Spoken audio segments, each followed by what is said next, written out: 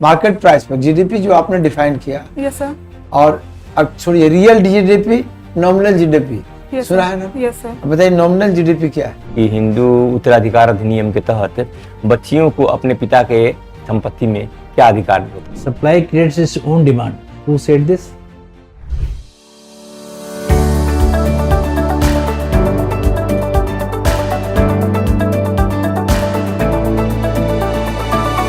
May I come in, sir? आइए, ये तो आपका पुराना क्वेश्चन है। Good afternoon, sir. Good afternoon, sir. Good afternoon, sir. बैठिए बैठिए। नीलांबर और पीतांबर ये क्या है? कौन सी sir university? Nilambar Pitamber university है, रांची यूनिवर्सिटी से अलग होके सर बना था पलामू में। ये पलामू में? Yes sir. तो आप झारखंड से बिलोंग करते हैं? सर बिहार से? मेरा सर बिहार से बिलोंग करती हूँ, झारखंड में मेरा एजुकेशन हुआ है सर। तो वहाँ अकाउंट्स पढ़ा आपने? Yes sir. अकाउंट्स ऑनर्स किया? Yes sir, accounts honours. यहाँ इकोनॉमिक्स ऑप्शनल रखा? Yes sir. तुम तो अच्छा सब्जेक्ट रिलेटेड है, दोनों के लिए इंटाइटल है। Yes sir. तो इकोनॉमिक्स में हम लोग थोड़ी सी बात कर लें, है ना? जीडीपी को डिफाइन कीजिए।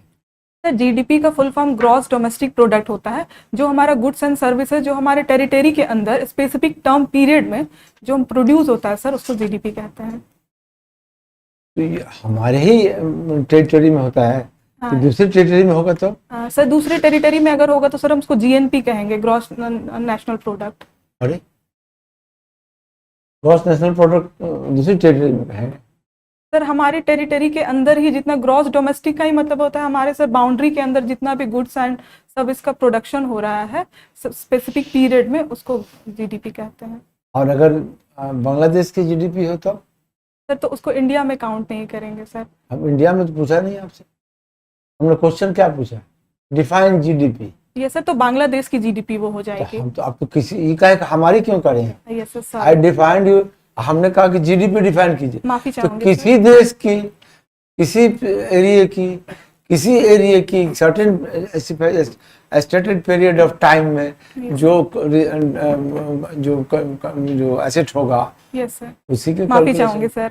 हाँ, किसी भी कंट्री की जो उस डोमेस्टिक टेरिटरी में जो भी गुड्स एंड सर्विसेज प्रोड्यूस होगा, हाँ। उसको जीडीपी कहते हैं। तो आप हमारी कह रहे हैं। अच्छा ये बताइए, तो ये कैसे कैलकुलेट करते हैं जीडीपी? सर जीडीपी हम लोग 3 तरह से कैलकुलेट करते हैं। इनकम मेथड पे। अच्छा छोड़िए, आप ये बताइए कि जो आप कैलकुलेट कर रही हैं उसमें किस प्राइस पर कैलकुलेट करते हैं? पहला मेथड मार्केट प्राइस पर, जीडीपी जो आपने डिफाइन किया। Yes sir. और अब छोड़िए real GDP, nominal GDP yes सुना है ना? Yes sir. अब बताइए नॉमिनल जीडीपी क्या है? सर रियल नॉमिनल जीडीपी हम लोग करंट प्राइस पे कैलकुलेट करते हैं, और रियल जीडीपी सर हमारा जो इन्फ्लेशन एडजस्टेड प्राइस जो होता है, जो बेस ईयर होता है, उस पे कैलकुलेट करते हैं। GDP per capita? ये सर जीडीपी पर कैपिटा सुना है? ये सब पर कैपिटा सुना है। पर कैपिटा नहीं, जीडीपी पर कैपिटा। माफी चाहूंगी सर, अभी सर मैं भूल रही हूँ शायद। भूल रही हैं? Yes sir.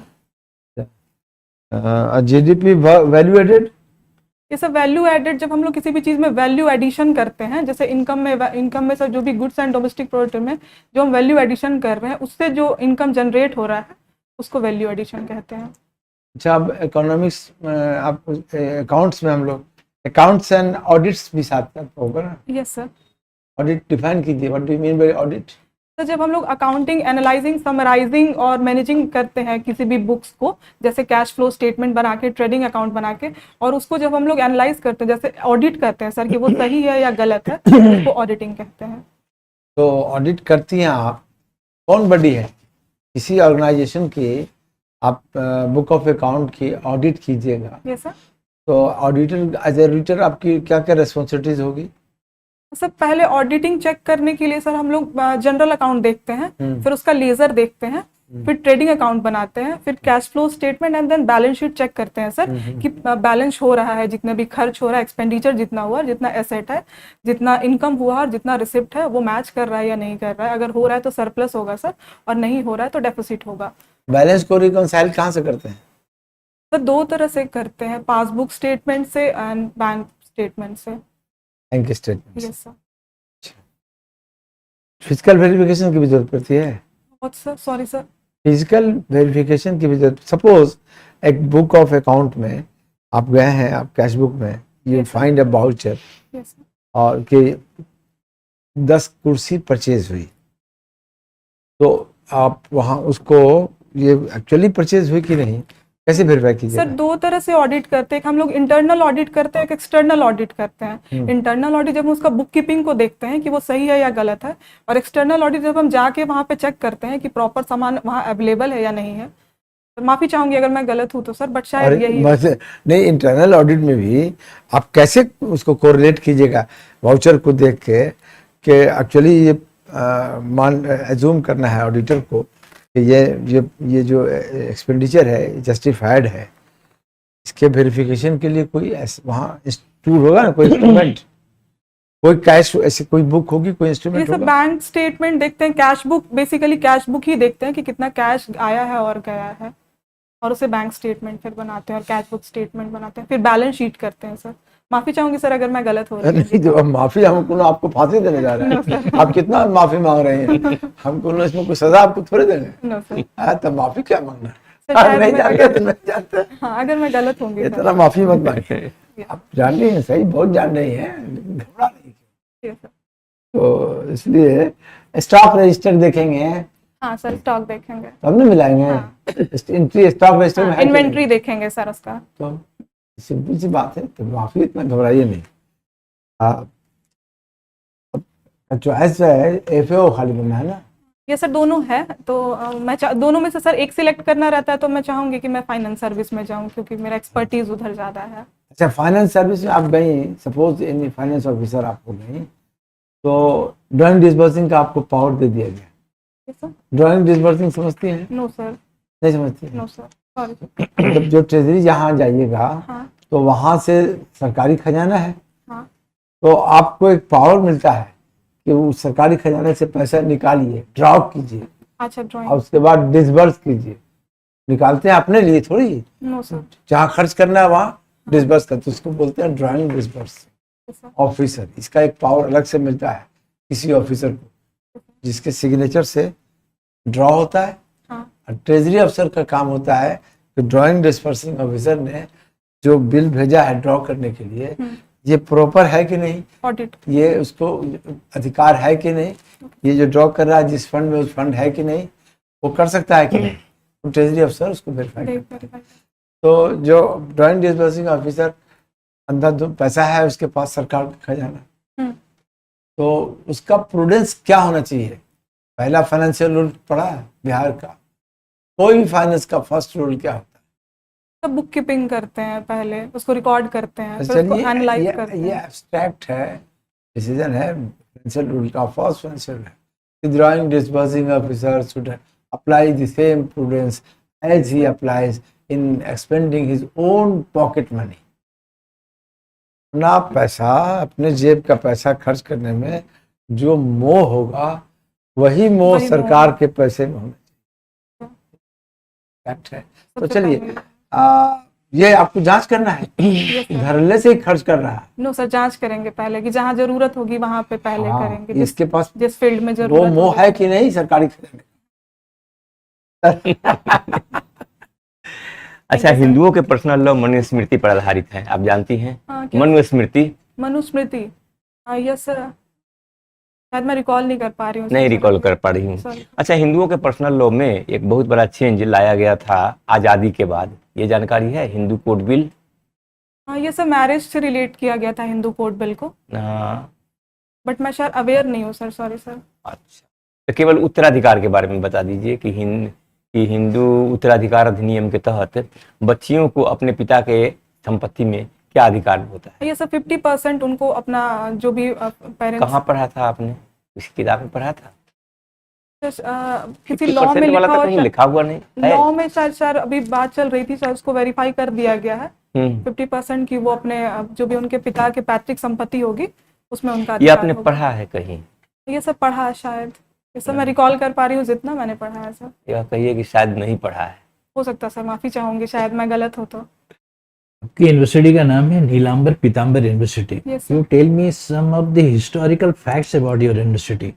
हाँ, ये sir basically Nilamber Pitamber were the Kharwar tribe and that they were involved in the 1857 revolt against the Britishers. Sir, right now I am that much able to recall. नहीं, you are very much correct. Accounts honors ये आपने पढ़ा है अच्छा से। बताइए कि book keeping और अकाउंटिंग में 3 गोल्डन रूल है अकाउंटिंग का। Yes, sir. You tell me all 3 important golden rule of the Yes, sir. There are basic 3 golden rule. First one is debit what comes in, credit what goes out. You give me an example of that. Sir, debit जैसे जो भी like means You मैंने prepare a transaction, imaginary transaction you prepare करिए, उसको you try to convert as an entry. yes, sir. Debit what comes in means कि if we will purchase a book, then book will be debited and the cash will be credited. What will be the narration? What, sir? What will be the narration for that transaction? Sir, debit the receiver, credit the giver. वो तो Okay, sir. transaction. Okay, sir. What will the narration I am putting? Sir मैं purchase to cash. नहीं, उसका कुछ start एक commercial terminology में उसका detail लिखा जाता है after passing that entry being the In general entry, sir. General. माफी चाहूंगी सर, मैं रिकॉल नहीं कर व्हाट पा इज द रही। Second rule? Debit what comes in, credit what goes out. Any Debit the example? receiver and credit the giver. Second one था. And sir, last one is the credit all income and gain, debit all expenses. What is trial balance? Sir, trial balance. In trial balance, we have to expense about the expense and income. That basically the receipt and income of the company or the organization. What is macro economics? Sir, the basic reason of microeconomics to deals with the microprudential will the individual's income like money, supply, demand, and that's it. So what is fiscal policy? the fiscal policy deals with the basic reason of the fiscal policy. The government will make the fiscal policy to deal with the fiscal, like if there is a deficit in the where is the expense Which is more economist than is designated as a father of fiscal policy and macroeconomics? macro, sir. Yes, sir. John Maynard Keynes, known as the father of macroeconomics. Supply creates its own demand. Who said this? Supply creates its own demands. Sir, I think it is said by the J.M. Keynes because he gave the employment theory.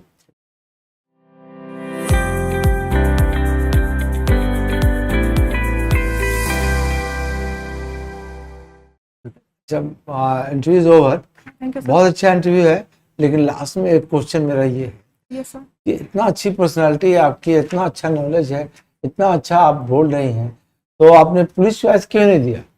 Sir मेरे हिसाब से मुझे मतलब DSP मेरे बड़ी fit होती है। हाँ मैं समझ रही हूँ सर, बट मेरे हिसाब से मतलब होना चाहिए कि आपको जिसकी एक्सपर्टीज हो। मैं जाऊंगी सर और शायद वहाँ पे मैं अपना प्रॉपर 100% नहीं दे पाऊंगी, तो सर ये उस जॉब के लिए सही नहीं होगा या उस पोर्टफोलियो के लिए सही नहीं होगा। इसीलिए मैंने सोचा सर कि मेरी जहाँ एक्सपर्टीज हो मैं वहाँ पे जाऊँ। बहुत अच्छा, ठीक है, बहुत बहुत अच्छा अच्छा है आपका, बहुत अच्छा। एकदम आपका इंटरव्यू इज ओवर, अप्रोच भी सही है आपका, आंसर कि पुलिस जॉब क्यों नहीं दिया? बहुत अच्छा। आपने यही हमारी इकोनॉमिक्स भी पढ़ा है चूंकि अच्छा I am having background of this finance, so I wanted to perform. Yes sir, that's why I will choose. Yes, okay, very good, अच्छा है, बहुत अच्छा है। All the best. आपको इकोनॉमिक्स बहुत भी अच्छा। याद है, आपको अकाउंट्स सब चीज याद है आपको, अच्छा है, थैंक यू। वो हिंदू उत्तराधिकार वाला जैसे मैं पॉइंट मैं बतला दूं हाँ यस सर। कि पहले जो भी नियम हो, लेकिन 1956 में जो कानून पास हुआ, हिंदू उत्तराधिकार अधिनियम, हिंदू इनहेरिटेंस एक्ट, उसके तहत बेटा और बेटी को बराबर हिस्सेदार yes, बनाया गया। अगर एक बेटी हो, 2 बेटे हो, एक माँ हो जिंदा, तो अगर उनका आपस में बंटवारा होगा तो 4 टुकड़े लगेंगे। अगर 3 बेटी और 1 बेटा हो तो 4 टुकड़ा लगेगा और हर एक बेटी को एक हिस्सा मिलेगा, हर एक बेटा को एक हिस्सा ही। माफी चाहूंगी इसलिए सर। 50% का कोई कंसेप्ट मतलब मैंने 2 को कॉन्सेप्ट लेके सर बताया आपको। हाँ, माफी एक बेटा चाहूंगी। एक हाँ, बेटी, एक तो बेटा ठीक एक है। बेटी में 50%। वो आपका सही है, एक बेटा एक बेटी में जो है, हाँ। बेटा बेटी के इसमें वो सही है। अब बाकी तो ये बेसिक सर वही होता है कि एक बेटा और एक बेटी को हाँ, एक लेके यूनिट किया माना जाता है। गया। हाँ नहीं, ये एक यूनिट नहीं माफी माना गया है। चाहूंगी 2 सर। बेटियां हो तो, थैंक 2 यू सर बेटे हो मुझे तो, करेक्ट करने के लिए। इसलिए केवल संख्या से मतलब है, ओके बेटा सर। हो या बेटी हो, और बेटी किसी भी तरह की हो, वह ससुराल चली गई हो, अगर उसका देहांत भी हो गया हो बंटवारा के समय, पिता के मरने के समय, तो उनके बच्चों को मिलेगा उनका हिस्सा। तो मेरा फाइनेंस वाला भी है, तो हाँ, तो इसके बहुत लिए अच्छा है। भी सर सब अलग से कुछ प्रिपेयर बहुत करूँ अच्छा या है। जब इसमें आपका फाइनेंस का इतना अच्छा है तो उसमें क्या प्रिपेयर करना है? वो तो खाली आप ही आप हैं वहाँ।